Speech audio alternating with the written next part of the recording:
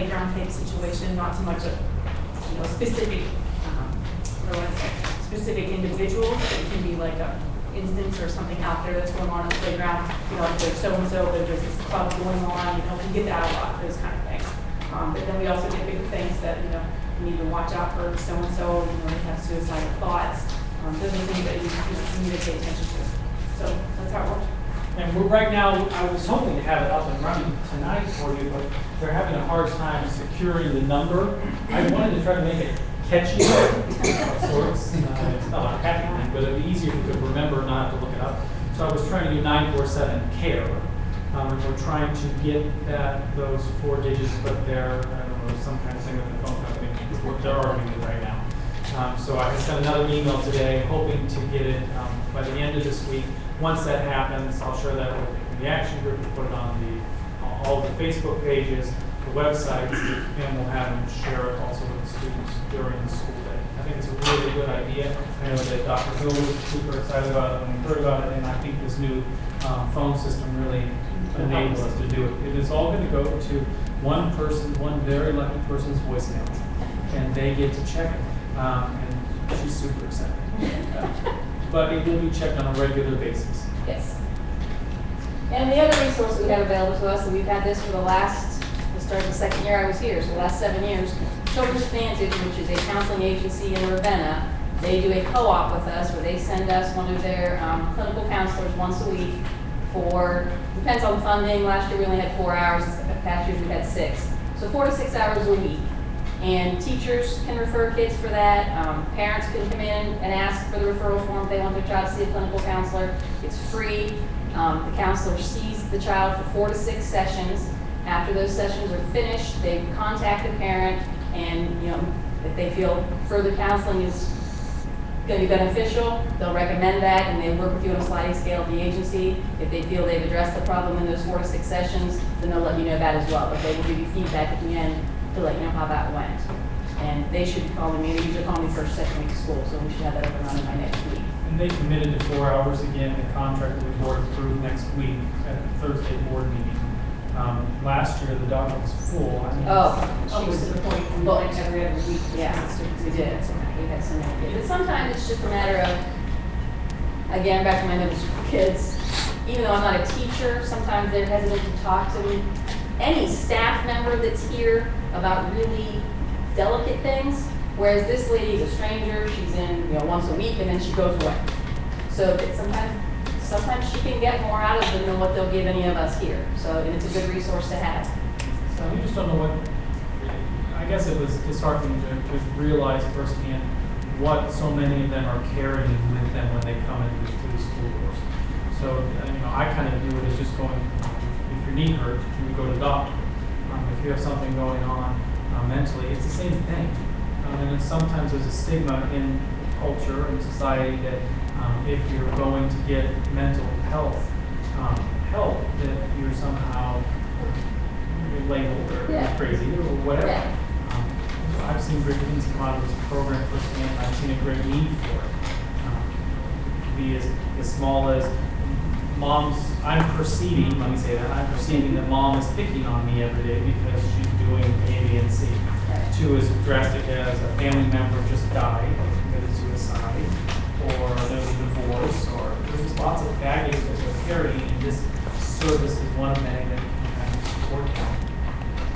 And sometimes we'll even do, the counselor comes in and she and I sometimes will work together with the child. Some child will come in and I'll pull her in and we'll work together. And sometimes that's very effective too. So it's just a really great resource that we have here is available. So,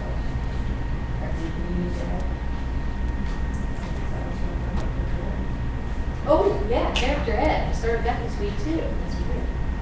We're starting a new program with the elementary school where we're going to focus on a certain character trait every month.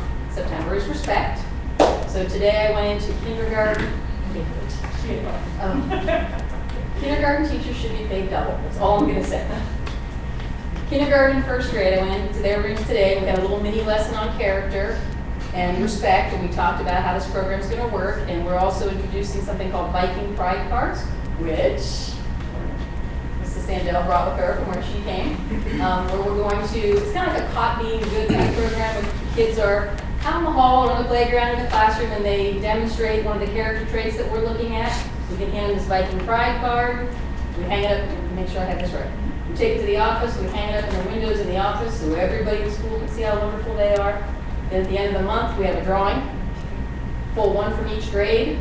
That child gets some sort of prize to be determined. Yep, we're still working on that. And then we mail the card home so everybody at home can see how wonderful the child is. So it's a threefold package deal. So yeah, we're excited about that. So And I started- just learned that Mr. Jones is donating all of the prizes.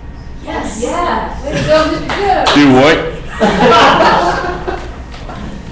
Thank you, Steve. Oh, well, I'll tell you later. Thank you, Steve. Well, thank you. Just nod your head. Go ahead and say yes. Okay, Don't do it. We got it on tape. Yeah. I was checking the signal. You don't have to make it. You did all you needed. Yes, ma'am. You talked about the elementary and middle schools, basically you're the counselor for them. Mhm. What about the high school? They have Mr. Schmidt. He's the counselor up there. I'm Katie, he's 9 to 12. And I will tell you that I believe the programming is stronger K-8 for a whole bunch of reasons. But I think it's something that we're continuing to examine and see how we can amp those programs up to the high school. If I had to pick 3 grades that would be most important to bullying awareness, it would be 6, 7, and 8. Because halfway through the 7th grade, they just become and I mean, that's all the love I can generate from my heart. It happens They look funny, but they're wonderful in their own way. Every year I think, It's a this year fact, I'm 7th just graders telling gonna be you. a nice bunch of 8th graders. And every year something happens, it doesn't come true. But- They get to 8th grade and they're just, But that doesn't mean that, the high school. They do being strong. they do. They become It a- comes back, yes. It does. But anyways, I think that the bullying program in the high school is limited and maybe needs to be revisited to amp up a little bit. I'm hoping that with the bullying hotline and ski boxes, maybe, they've had a lot of exposure to training, 5 strategies for 8 years. Maybe we just need to increase our outlets for them to share information where they feel safe and secure. But I'm not completely certain that we can add programs or character building even that. So that is something we're exploring. And it's something we're aware of, but I think that as you get to the 9th grade year, then things start to scale back. Any other questions? Any other questions? Okay, so Mrs. Sandell is going to speak. Quickly wrap it up. Quickly, Promise. but let me Okay. talk about this one thing. She's going to wrap it up. She'll be quick, like she said. She's the new assistant principal. We're happy to have her with us tonight and with us every day. But I wanted to talk to you about something that we're kind of talking about, and I'm hoping that the Waterloo Community Action Committee can maybe just put some feelers out and see what the consensus is. Well, it's a sensitive subject. That's why I'm bringing it up now. Thanks for bringing it up now. Well, I'm bringing it up now, right now. So one thing that I'm very passionate about is maintaining safety in the school. That's one of the purposes of why we're here, why we're partnering with the Waterloo Community Action Committee. But something that I'm concerned about is not only mental health, but also, physical safety. And then there's this whole idea of being safe outside of school, and that's where we start talking about drugs and the use of drugs in the community. I have not, had any huge issues that I've been made aware of. However, I think it's something we should examine, specifically in the sports arena. So we are tackling or entertaining the idea of looking at random drug testing for our athletes. And the reason right now that I'm limiting it to the athletes is legally that's what I have to limit it to. I'm not saying that we should make that face. I'm not saying that we should line everybody up and test every single student, but I think that we should, I think it's my responsibility as one of the leaders of the district to try to use every avenue possible to ensure that our students are safe. And if one of those layers is saying that there is a possibility, if you are a Waterloo athlete, that you would be drug tested to ensure that you're making good choices on the field and off the field, I think that that's something that not only do I want to do, but something I should do.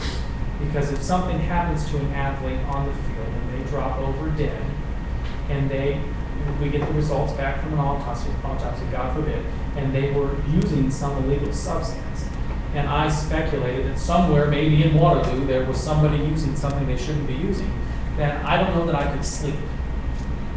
I think that would be something that would be very, very, it gives me goosebumps just talking about it.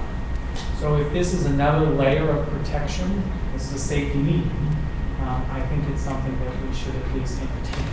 So there's no drug testing for the athletes now? And you have to have a board policy to do it. It's becoming more popular, but I don't know how popular it is in Portage County. Yeah. I'm not telling you that we have a drug problem. I will not tell you that we have a drug problem. In fact, when we've done canine searches in the building, they've all come back clean. But I think it's just another layer. And I'm taking it as my moral responsibility to at least explore that layer and to get feedback and to talk to the board and see how we can arrive at some consensus on how we should move forward. I'm anticipating the responses will be polarized, I should say. So some people will say, yes, test them all. They're all dirty drug users. And then somebody else will say, no, we can't do that. That's an infringement of their rights. Why would we do that? Oh my gosh. I think we need to find the middle ground. And I don't know what that is yet. I'm just telling you that I'm talking about it and I'm listening and I'm welcoming feedback because I think that we need to have those open lines of communication because safety is paramount. And if something happens to one of our athletes, I'm not going to be able to sleep. So I just wanted to throw that out and see what kind of responses we get. Not right now. Not right now. Thank you. I'm sorry, not right now, but I just want you to start thinking about it. And then we'll see where we go from there. Okay, now this is a little bit of a now you can wrap it up. Do you want to from me? Listen, I have not formulated it. I'll tell you. Oh, well, tell me when. Make sure you make gestures. And I thought the same thing. We were just talking about this at home, and my son is an athlete, and I thought it was part of their physical. Apparently it's not. I thought part of their actual physical to play sports was to be drug tested. So I think that's a big, I think everybody thinks that. Yeah, well, I mean, in sports today, just to touch on it very fast, in Right. sports today, it's become a huge problem. Yes. And it needs to start at the high school level because that's really when sports start to get competitive. Right. And I worked at a gym for many years, and I saw it in the locker room. I saw it all around me. My husband and I owned a gym, and Yeah. we saw it more often than we wanted. Mhm. You're absolutely correct. It's very prevalent. So anyway, I'm Mrs. Sandell, Lori Sandell. I'm the new assistant principal. A couple of things that I promise I'll be quick. I did want to touch on the ALICE procedures, and just to throw this out, we talk about a simulation, and I've done that before. We did it with just adults. So the kids weren't involved yet. So we really role-played how that would all pan out. It was probably one of the best experiences I've ever had as far as school safety is concerned. So I think that could be something we can explore, maybe starting there, and then once the adults kind of all feel comfortable and have the hang of it, then we could include the kids. So just a thought about that. This is really probably, as we were sitting here tonight, there were 3 or 4 of my slides that went through my head because we've already touched on it, so I'm going to be quick. There are limits to privacy. I think Mrs. Shaver said that. We are so concerned about our child's privacy, and they'll throw that word out at you at any given time. I have 2 teenagers and 2 middle schoolers myself, so I hear that all the time. And she's right. That phone doesn't belong to you. It's mine, and I may search through. I will do it in front of my children. What are you doing? I'm looking through your phone because I can. I'm allowed to. So if you suspect that there's something going on, don't be afraid. Privacy rules don't apply when you're the parent and you think that there's something going on with your child. Delve. It will be worth it. The Hidden in Plain Sight is coming to us Monday, September 23rd. There's flyers right here. Same idea. It is an actual teenager's bedroom that you get to look through. And there are things that are sitting right there in front of you that I think so many times as parents, we just overlook and don't realize that those are signs of something else going on. So it's a really great exhibit. If you have the opportunity to come, I would suggest it highly. And get help. We are parents. That doesn't make us experts. So get help if you need. I think this is going on. I'm not quite sure what to do with it. There are so many resources, not only in our school, but in our community. So ask for help, and I'm certain somebody will find something somewhere to assist you. This is a tough one. I really searched for these pictures, so please pay attention to the pictures. Don't lie to protect your child, and that's a hard one because we are protectors. They're our children. That's what we do innately as parents. If there's a history of some sort of mental health issue, and I know again, Mr. Montgomery spoke about the stigma of that, but that helps the rest of us to maybe even skip a couple of steps and know where your child's coming from and what we could do to help them in the best way possible. If your child shows, very deep anger about things at home that maybe we don't see at school, those are all kinds of things that can really help the school professionals help your child. Do they have access to guns? A lot of kids do. My own children do. I will say that. But what do we do to protect them? What do we do to keep them safe? Do we keep the guns locked? Are they only accessible when we are sharing those with them? This is a community where that's okay, and a lot of people have them, but what do we do to protect our children from having access to them regularly and without our supervision? Follow through with due process. This is kind of to us as administrators, to parents as well. Sometimes we get hung up on who the kid is. Well, that's the superintendent's kid. Maybe we shouldn't delve. We have to follow through on our procedures no matter who, even if it's the mayor's kid or the city manager's kid or the police chief's kid. We have to follow through on every part of due process. And sometimes that gets a little sticky and ugly, but we have to remind ourselves that we have to do that. If school is concerned about your child, pay attention. I can't tell you as an English teacher how many thousands of essays I read in a school year.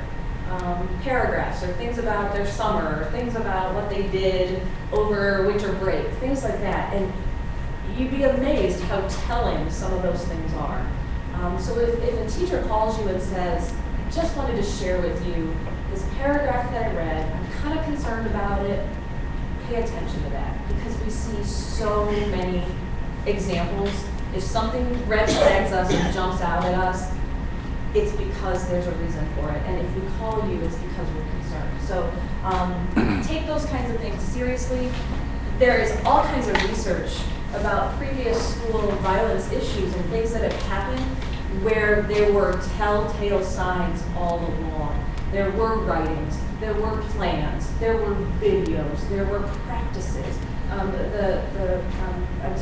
Officer Burns talked about that guy who went to the range and practiced. If somebody had been paying attention to that and kind of thought, well, this is odd, typically it's done this way and this guy wanted to do it this way, maybe there were things that could have been prevented. So we really need to pay attention to those things. This goes back to the eliminate easy access to guns. Not a Bill of Rights issue at this point. Your child needs to be careful and we need to make sure that we ensure their safety. Experts say if they have access to them, you might as well have just handed them to them. And so what I'm saying is not that they can't use them, but that you have to be careful on when and how. Lock them up and allow your kids to use them only under your supervision. This goes back to what we were talking about with the bullying thing. Empower your children to report threats. And that's a hard thing for kids to do. It really is, because we kind of live in that society of, well, I can't say anything. Then they'll be mad at me because I said something. And unfortunately, I think there are so many things that go on that we know about, but we were just not prepared to say anything to anyone. The hotline, the email, social media. I was just with my high schoolers before I came, and my daughter's like, Mom, all you have to do is listen to kids. They know about stuff so much quicker than adults do. I mean, it's amazing how fast social media generates that information and how many kids see things and hear things and know things far before the adults in their lives do. So empower them to tell someone and get help if they need it, or if they hear things. This is the recognized possible attacks. You know, again, that rehearsal piece. Kids make YouTube videos, like, I mean, my son was in the garage the other day. I'm like, what are you doing? He's like, oh, me and my buddy are making a YouTube video. I'm like, you're doing what? Are you gonna show that to me? I mean, it was like, he's 9. You're making a YouTube video? I don't even think I know how to do that. So pay attention to what they're doing, because they do things sometimes and you don't even realize it. And those things happen, and kids see videos and they see practices and they see rehearsals and, you know, all of those things happening. So really pay attention. Again, empower your children to tell someone if they see something like that. Oh wow, this one did not end. The picture got the picture I think is supposed to be on the other side. Whoopsie, I did like this picture though, it was perfect. Punishment is not prevention, and this is not to say that suspension isn't something that works. It does work. It does, you know, there are things that we do that suspension is an appropriate response. However, for a child in crisis, it might not work. It might not be the best thing to do with a child. I've always said that suspension without intervention isn't responsible. It's a tough one. So if we suspend a child and we say to you, we're suspending your child because he brought a weapon to school, that's a giant red flag that says just suspending the child isn't going to fix the issue. You need to do more to help that child, because obviously there's something going on. So that's that piece. There are limits to physical security. Again, we can, and I think it's our own human nature to what if every situation. Well, what if this? And you talked about that. You know, you can delve in deep and deep and deep. And Officer Burns said we could have, you know, 100 different answers to every scenario, but we're never going to know until it actually happens what's going to play out. In the simulation that I was involved in, they had metal detectors at the door. They had an Akron police officer standing at the door, and within 3 seconds, the simulated shooter got past both of those things. I mean, it was like that. So I think in our own brains, we know that we feel a sense of security from things like that, but it has its limitations. There are only so many things that can prevent someone from getting in. And he also touched on most school violence is done by people who are insiders, people who know the school, people who have been there, people who are, you know, familiar. So the limits to physical security is just something that we have to figure out. So this is my last slide, I promise. So what can we do in school? These are things that we are doing actively.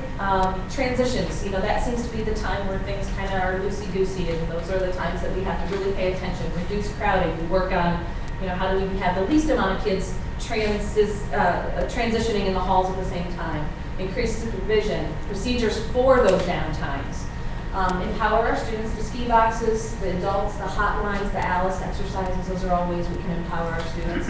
Suicide prevention, we touched on this, and I thought this was a staggering number. 20% of all high school students have considered suicide at some point. So that's something we have to continue to work on, continue to ramp up our programs with that, and having outside agencies in place as well.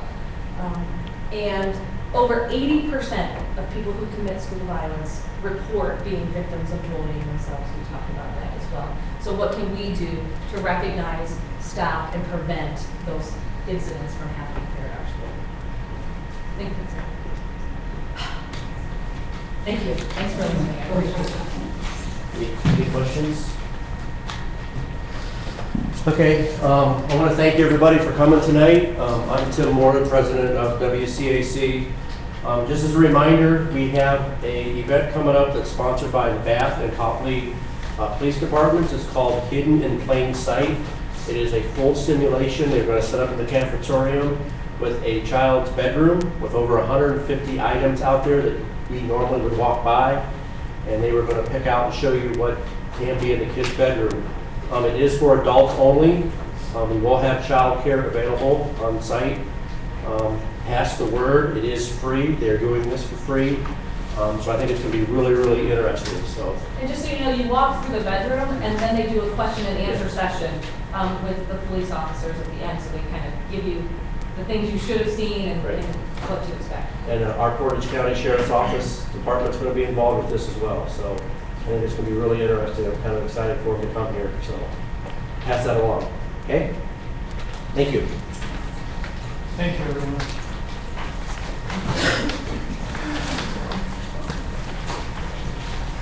The end.